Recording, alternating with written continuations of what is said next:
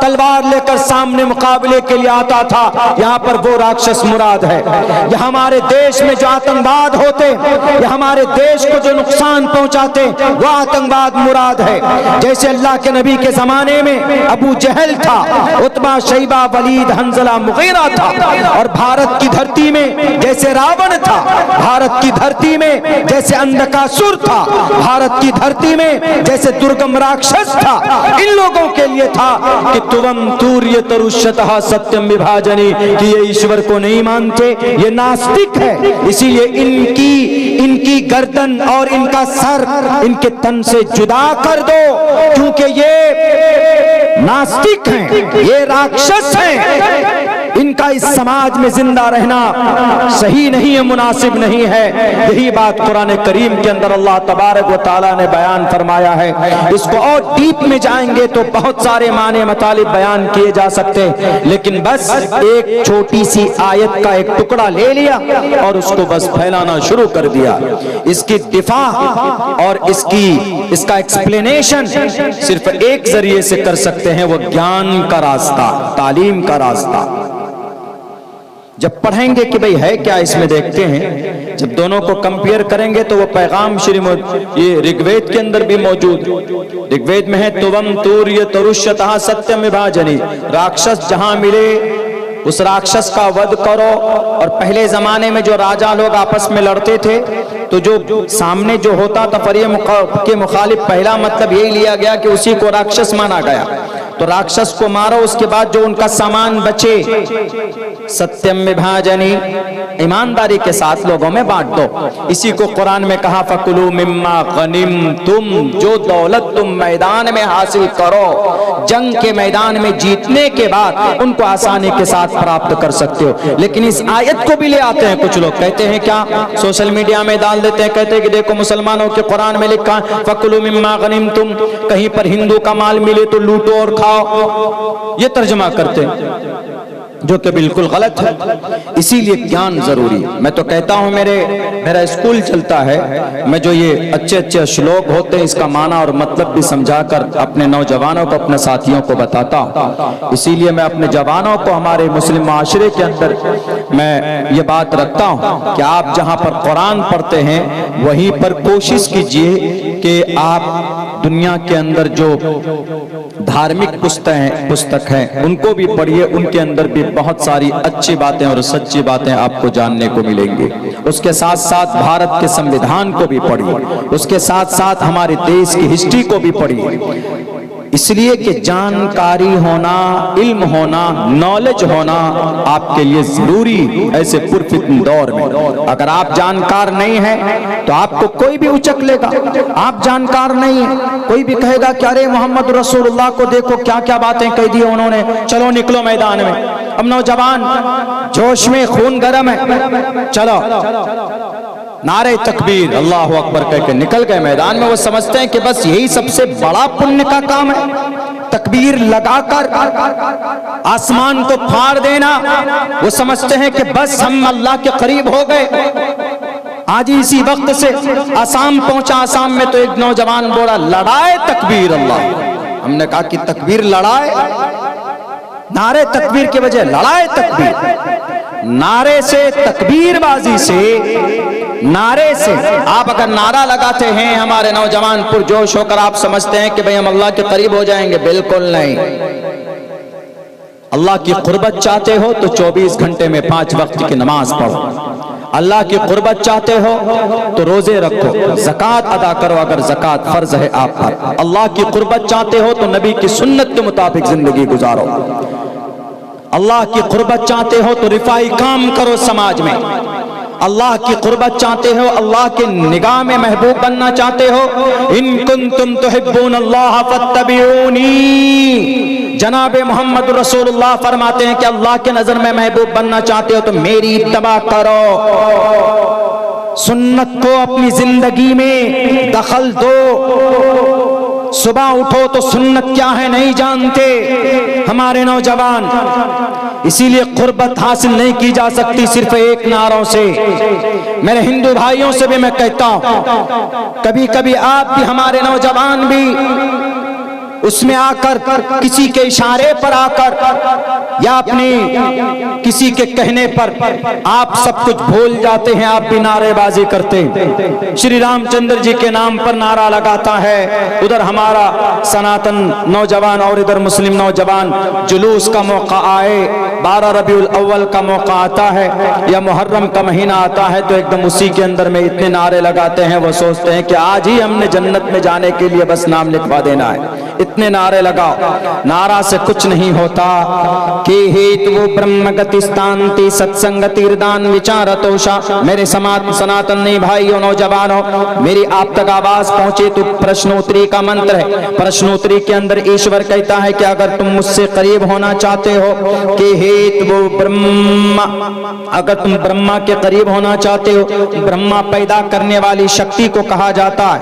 ब्रह्मा का मतलब पैदा करने वाली परमात्मा, पैदा करने वाली जात, परमात्मा पैदा करने वाला तमाम everything. Allah created everything in the world. हमारा अकीदा यह है, वो ब्रह्मा मानते हैं, तो उसी को कहा गया कि हेतु वो ब्रह्म गति स्थांति सत्संगति दान विचार तोषा।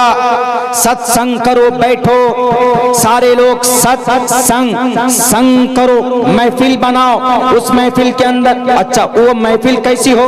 शराब की महफिल नहीं हो, किसी को मारने काटने, किसी को कष्ट देने, किसी को बुरा भला कहने की महफिल ना हो। सत हो, सत्संग, सच्ची बातों की महफिल हो। जैसे ये महफिल है सच्ची बातों की, और उस सच्ची बातों की महफिल में विचारतोषा, अपने परमात्मा की जो अच्छी बातें हैं वो बयान लोगों के सामने रखेंगे कि परमात्मा क्या चाहता है। क्या परमात्मा किसी को कष्ट देने के लिए दुनिया में भेजा है? नहीं भेजा है। अगर कोई आदमी जमीन पर जुल्म करता है तो परमात्मा क्या कहता है? परमात्मा कहता है कि उसके हाथ को रोक लो, उसको जुल्म से रोको। और यही पैगाम जनाबे मोहम्मद रसूलुल्लाह सल्लल्लाहु अलैहि वसल्लम का भी, उनसुर अखाका जालिमन औ मजलूमन। अल्लाह के नबी अलैहि सलाम फरमाते कि मजलूम की भी मदद करो और जालिम की भी मदद करो। अगर आपके समाज में, माशरे में कोई किसी पर जुल्म करता है तो मजलूम की मदद तो समझ में आती है, लेकिन जालिम की मदद कैसे करें? क्या उसके जुल्म पर उसकी मदद करें? नहीं। अगर कोई जालिम जुल्म पर करता है, किसी निहत्ते पर, किसी लाचार पर, किसी गरीब पर, किसी मिस्कीन पर, किसी यतीम पर, तो अल्लाह के नबी फरमाते हैं कि उसको जुल्म से रोक दो, यही उसकी मदद है इस जमीन पर। ये ऐसी महफिल होनी चाहिए कि हेतु वो ब्रह्म गति स्थांति सत्संगति दान विचारतोषा। सिर्फ नारा लगाने से एक दूसरे को तकलीफ पहुंचा सकते। आज तो जनाब ये फैशन बन गया है कि जो त्योहार में जो काम करना चाहिए वो करते नहीं है, बल्कि बंगाल के इलाके में बाज़ाब्ता मुहर्रम के मौके में सरकार के तरफ से, गवर्नमेंट के तरफ से कुछ नौजवानों को पैसे दिए जाते कि ये पैसा लो, तुम्हारे मुहर्रम के महीने में तुम जुलूस निकालो और तुम ढोल बजाओ, ये तुम्हारा त्योहार है। वो नौजवान समझता है कि हाँ सरकार भी हमारे साथ, हमको पैसे मिल गए तो हम जुलूस निकालेंगे, त्योहार में ढोल बजाएंगे और शराब की थैलियों को बांटेंगे तो हम अल्लाह के बहुत करीब हो जाएंगे। उलमा बैठे हैं, तालिबे इल्म हूँ मैं, इन लोगों के सामने मेरी जुबान को खोलना ऐसा जैसे चिराग जलाना, सूरज के सामने कोई चिराग जलाने की कोशिश कर रहा, लेकिन मैं बेखौफ होकर अदब के साथ ये बात कहना चाहता कि मुहर्रम के महीने में किसी को तकलीफ देना, मुहर्रम के महीने में डीजे बजाना, मुहर्रम के महीने में शराब पी थैलियां बांटना और शराब पीकर धुत होकर किसी को गाली देना या रास्ते को जाम करना या किसी पब्लिक प्रॉपर्टी को नुकसान पहुंचाना या किसी सरकारी प्रॉपर्टी को नुकसान पहुंचाना क्या इस्लाम में जायज है? किसी भी कीमत पर जायज नहीं है। बल्कि मुहर्रम के मौके पर क्या काम करने के लिए? दो काम करो मुहर्रम के महीने में, वो ये है कि आप उस दिन रोजा रखें। आशूरा का रोजा पहले अल्लाह के नबी रखा करते थे, बल्कि फर्ज था यूं कहिए, लेकिन जब रमजान का रोजा फर्ज हुआ तो उसकी फर्जियत खत्म हो गई। अल्लाह के नबी ने फरमाया कि तुम में से जो चाहे कि रमजान ये आशूरा का रोजा रखे, 10 मुहर्रम को ये रोजा रखना चाहिए, बड़ी फजीलत है। आज आगे पीछे एक रोजा मिलाना चाहिए, लेकिन हमारा नौजवान रोजा रखता है? नहीं रखता। हमने बहुत देखा, उसके अंदर खुराफात करते हमारे नौजवान। रबीउल अव्वल का महीना आता, 12 रबीउल अव्वल का एक ही मतलब समझा जाता है, क्या? जुलूस निकालना। लंबे लंबे जुलूस निकालते और फिर अल्लाह के नबी का नाम लेते, या रसूल अल्लाह के नारे लगते, और ये समझते हैं कि हम ही सबसे बड़े मोहम्मद रसूलुल्लाह के दीवाने। पूरी दुनिया के उलमा से पूछ लो, आशिक रसूल वही कहलाएगा जो नबी की सुन्नत के मुताबिक जिंदगी गुजारेगा। कोई सिर्फ नबी का नाम लेकर चीख कर अपने खून को पानियों में पसीनों में बहा देने से कोई आशिक रसूल नहीं होता। मैं एक बात और आगे कदम बढ़ाकर, एक कदम और आगे बढ़ाकर बोलना चाहता हूँ। मेरे भारत के, हमारे हिंदुस्तान के हमारे सनातन धर्मी भाइयों, आप भी जैसे रामनवमी का मौका, रामनवमी में आप भी जुलूस निकालते हैं, रामनवमी में आप जुलूस निकालते हैं, ये अभी का कल्चर है। रामनवमी के त्योहार में क्या करना चाहिए मैं वो बताता हूँ आपको। मैंने पढ़ा है ग्रंथ, रामनवमी श्री रामचंद्र जी पैदा हो गए उस दिन, यानी उनके पैदाइश के दिन। जैसे मुसलमान 12 रबीउल अव्वल अल्लाह के नबी की आमद और पैदाइश को मनाते हैं के तौर पर मनाते हैं, वैसे हिंदू भाई रामनवमी का त्योहार मनाता। तो रामनवमी में पहले ऐसा नहीं था, जैसे इस्लाम में पहले जुलूस नहीं था, मुहर्रम के महीने में या 12 रबीउल अव्वल में डीजे नहीं था, डीजे लगाते हैं, गाने लगाते हैं, डांस करते हैं नौजवान और उसी को सवाब समझते हैं। शरीयत में कोई सबूत नहीं। और ऐसे ही रामनवमी के मौके पर हमारे जितने भी सनातनी नौजवान हैं, जुलूस नहीं है शास्त्रों में। मैंने ऋग्वेद पढ़ा, ये जुर्वेद, सामवेद, अथर्ववेद, रामायण, महाभारत, गीता, तमाम किताबों को मैंने पढ़ा है और अभी भी पढ़ता हूँ। मुझे शौक है पढ़ने का, मैंने कहीं पर नहीं देखा। हाँ, इतना जरूर चर्चा मिलता है कि रामनवमी का दिन आए तो उस दिन को सुबह सवेरे सारे फैमिली के लोगों को उठाया जाए, सोकर उठे तो पवित्रता हासिल करे, स्नान करे, अच्छे कपड़े पहने और फिर अच्छा उस दिन खाए और तमाम फैमिली मेंबर को लेकर बैठे और वहां पर भजन करे। भजन कीर्तन भजन हो, ईश्वर का गुणगान हो, मर्यादा पुरुषोत्तम के अच्छे वो काम हो, उनकी उसी वही चीजें होती उनमें कि हमारे रत्नाकर कौन था, वाल्मीकि कैसे बना, जिन्होंने रामायण लिखी, रामचरितमानस के अंदर में क्या बातें लिखी हैं, यानी कीर्तन भजन करे। इस हिसाब से हनुमान चालीसा पढ़े, जय हनुमान ज्ञान गुण सागर, जय कपीसते हो लोक उजागर, रामदूत अतुलित बलदामा, अंजनी पुत्र पवन सुतनामा। नहीं कुछ आता है तो गायत्री मंत्र पढ़े, ओम भूर्भुवः स्वः तत्सवितुर्वरेण्यं भर्गो दिशि दिवस्य धीमहि धियो यो नः प्रचोदयात्। बैठे फैमिली मेंबर को लेकर उस दिन भजन होना चाहिए, पूरे दिन भजन होना चाहिए। लेकिन नहीं, आजकल का फैशन चल पड़ा, जैसे इस्लाम में भी खुराफात, मुसलमानों के बीच में खुराफात इन्होंने पैदा किए, इसी वजह से अल्लाह नाराज।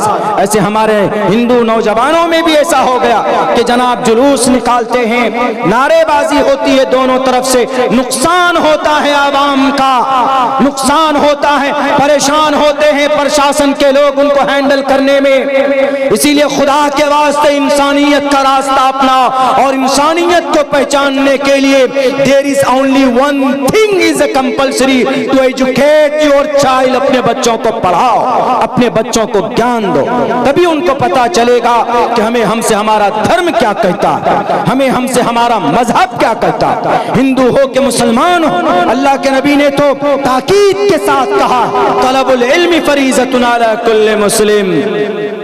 इल्म हासिल करना बहुत जरूरी है तुम्हारे लिए। क्या नाजायज है, क्या हराम है, ये कैसे पता करोगे हमारे नौजवानों। इसीलिए अल्लाह के नबी फरमाते हैं कि इल्म हासिल कीजिए, तालीम का रास्ता अपनाइए। अब तालीम में कौन सी तालीम हासिल करें? बहुत से लोग कहते हैं कि मौलाना बनाए, हाफिज साहब बनाए बच्चे को कि मास्टर साहब बनाए। तारीख की रोशनी में कहना चाहता हूं, बच्चे को हाफिज भी बनाइए, आलिम भी बनाइए, मुफ्ती भी बनाइए, काजी साहब भी बनाइए और बच्चे को मास्टर भी बनाइए, बच्चे को डॉक्टर भी बनाइए, बच्चे को इंजीनियर भी बनाइए, बच्चे को मैट्रिक इंटर की भी तालीम दीजिए। आप कहेंगे कि मौलाना ये शरीयत के खिलाफ है। बिल्कुल शरीयत के खिलाफ नहीं। शरीयत ने अंग्रेज यूरोप कल्चर को अपनाने से मना किया है, अंग्रेजी जुबान पढ़ने से सीखने से मना नहीं किया। ये तो 1842 से अलग कर दिया गया ना, मदरसे को अलग कर दिया गया। इधर कुरान और हदीस की तालीम होगी और इधर मैथ और साइंस की तालीम होगी। 1842 में उस कमबख्त अंग्रेज का नाम मुझे मालूम नहीं है जिसने ये काम किया, वरना पहले जमाने में, तारीख पढ़ लीजिए, पहले जमाने में एक ही छत के नीचे सारी दुनिया की सारी नॉलेज के बारे में जानकारी दी जाती थी। एक तरफ बैठा बच्चा हाफिज कुरान बनना है तो उसके बाद वहीं पर बैठकर, उसी चटाई पर बैठकर वो बच्चा हिसाब भी सीखता था, जिसको आज मैथ कहते हैं, मैथ, हिसाब वहीं पढ़ता। वहीं से बच्चा कोई हाफिज बेहतर बन के निकलता था, कोई बहुत अच्छे जानकार आलिम दीन बनकर निकलते थे, किसी को साइंस में महारत हो जाती थी, किसी को हिसाब में, कोई मैथमेटिशियन बन के निकलता था। लेकिन एक ही छत के नीचे ये सारी तालीम दी जाती। आज हमने तो बांट दिया नहीं कि ये नाजायज है, हमने इसको उलूम और फुनून में बांट दिया। बहरे कैफ में उस तकसीम में नहीं जाऊंगा, लेकिन मैं इतना कहता हूं कि आज और आने वाले वक्त में आपको इन सारे उलूम और फुनून की जरूरत पड़ेगी। आपको अपने बच्चों को तालीम देना चाहिए। पहले जमाने में क्या, दुनिया का सबसे बड़ा डॉक्टर अबू बकर मोहम्मद बिन ज़करिया राज़ी, सबसे बड़ा डॉक्टर, बल्कि डॉक्टर का इमाम, डॉक्टरों का इमाम कौन? 1923 में यह अवार्ड किसको मिला है? अबू बकर मोहम्मद बिन ज़करिया राज़ी को, इंग्लैंड में, जिसने चेचक जैसी मुहलिक बीमारी की खोज की और उसका एंटीडोट निकाला। जो पेट में अगर पथरी हो जाए तो उसका एंटीडोट कैसे, ऑपरेशन करने, सर्जरी करने के आलात बनाने वाले अबुल कासिम अज़-ज़हरावी, जो मदरसे का प्रोडक्ट था। अबू बकर मोहम्मद बिन ज़करिया राज़ी मदरसे का प्रोडक्ट था, मकतब से पढ़कर निकला था। और तो और जनाब, आज जो किताब पढ़ाई जाती, मैं तो अक्सर बयान में कहता हूं कि अंग्रेज ऑक्सफोर्ड यूनिवर्सिटी में एक किताब आज भी शामिल निसाब है। उस किताब का नाम है अल कानून। 10 लाख हुरूफ हैं, हमारे कुरान में तो 3 लाख हुरूफ हैं, उसमें 10 लाख